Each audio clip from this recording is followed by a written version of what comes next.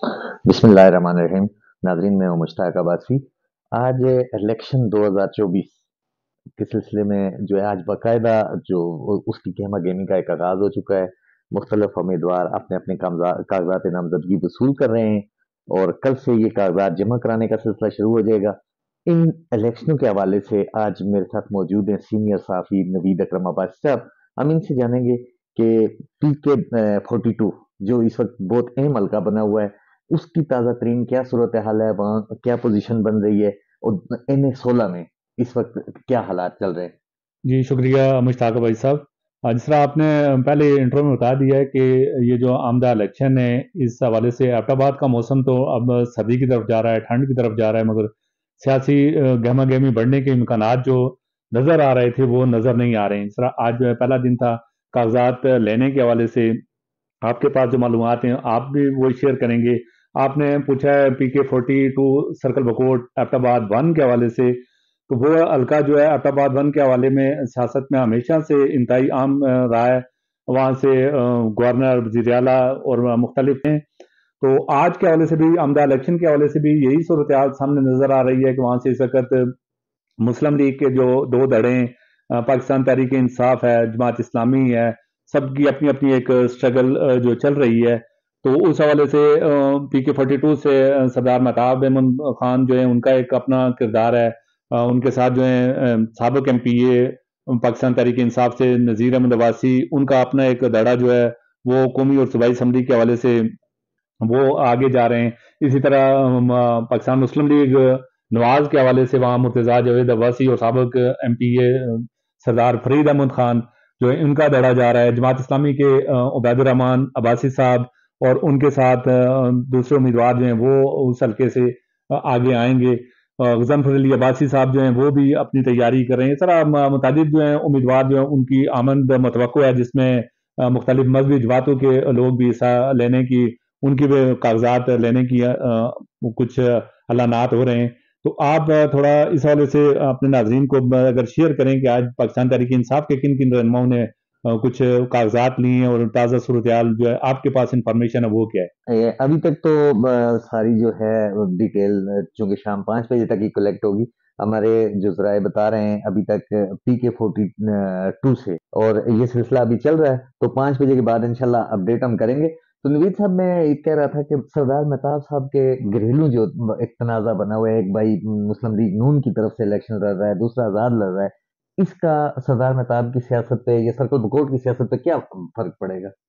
اب یہ بڑا آپ نے انتہائی عام سوال کیا. یہ بدقسمتی ہے ہمارے ملک کی کہ سیاست جو ہوتی ہے بے رحم کھیل ایک ہوتا ہے، اور جس طرح خاندان تقسیم ہو جاتے ہیں، اسی طرح سرکل بکوٹ کی اگر سیاست میں ہم دیکھیں تو وہاں پہ سردار مہتاب احمد خان اور ان کے خاندان کا ایک ہمیشہ سے ایک کردار رہا ہے. بڑی پوسٹوں تک پہنچے ہیں.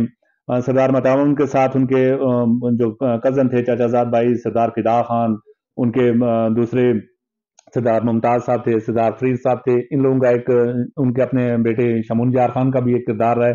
مگر جب سیاست میں اختلافات اس حد تک بڑھ جاتے ہیں کہ آج وہ خاندان اگر تھوڑا تقسیم ہو کے ایک بھائی ایک آزاد حیثیت میں آ رہا ہے، دوسری پارٹی کے ٹکٹ پہ آ رہا ہے، تو اس سے ظاہر فرق تو پڑتا ہے. نہ صرف ان کے اپنے گھریلو سیاست پہ فرق پڑتا ہے بلکہ حلقے کی سیاست پہ بھی فرق پڑتا ہے، اور عوام کے ساتھ ان کے روابط جو ہوتے ہیں اس پہ بھی فرق پڑتا ہے.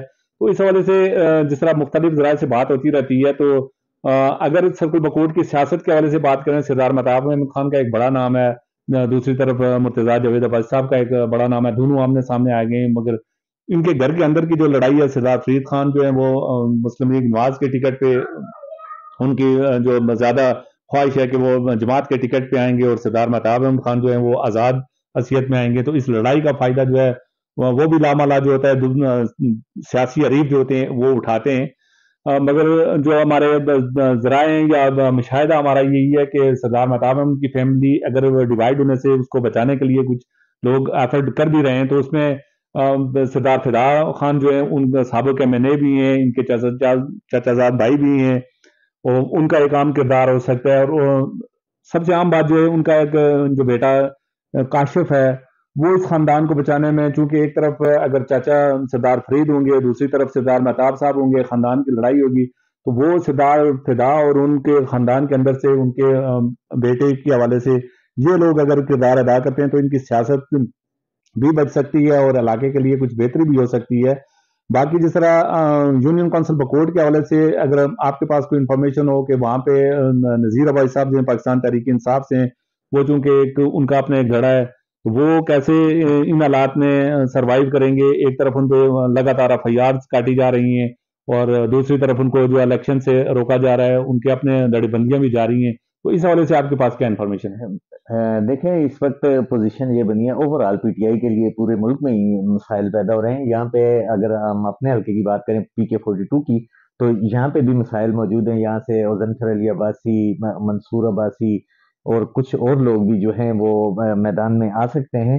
नज़ीर अब्बासी अगरचे इनमें इस वक्त सबसे मजबूत पोजीशन पे खड़े हैं, लेकिन इनके लिए भी मुश्किलात होंगी। जिस तरह मेहताब साहब की फैमिली के लिए या सरदार फरीद के लिए मुश्किलात हैं, उसी तरह नज़ीर साहब के लिए भी ये इलेक्शन यकीनन बहुत मुश्किल होगा। जी मुश्ताक साहब, ये जो धड़ेबंदी की सियासत है, इसका ना सिर्फ नुकसान जो इन शख्सियात की सियासत को पहुंच रहा है, बल्कि सर्कल बकोट जो पहले ही एक पसमानदा हल्का है, वहाँ पे हम देखें दलोला से लेके ठंडियानी टाप पे अगर जाएं, वहाँ से नथिया गली टाप से नीचे दरिया जेलम तक, खरा गली तक देखें तो इंतहाई पसमानदा हल्का है। तो ये जो चपकलिश है, ये आने वाले दिनों में वही होगा कि जी ये काम नहीं करने दे रहा है, वो काम नहीं करने दे रहा है। तो आगे आगे देखिए होता है नवीन क्या। साहब, ये इस वक्त जमात इस्लामी के भी एक मजबूत उम्मीदवार PK-42 से मैदान में, आप क्या समझते हैं, कोई अपसेट हो सकता है?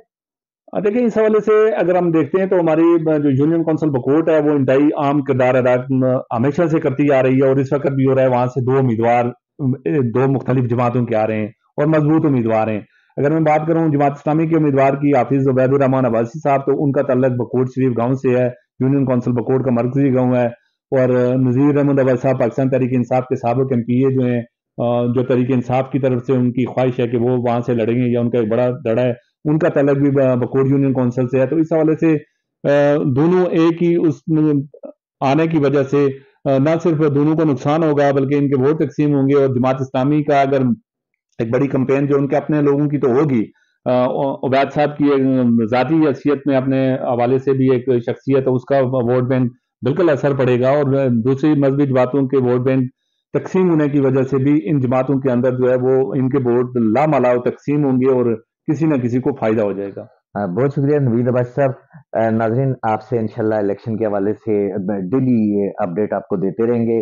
जो भी सूरत हाल होगी, हल्कों के हवाले से भी आपसे बात होती रहेगी।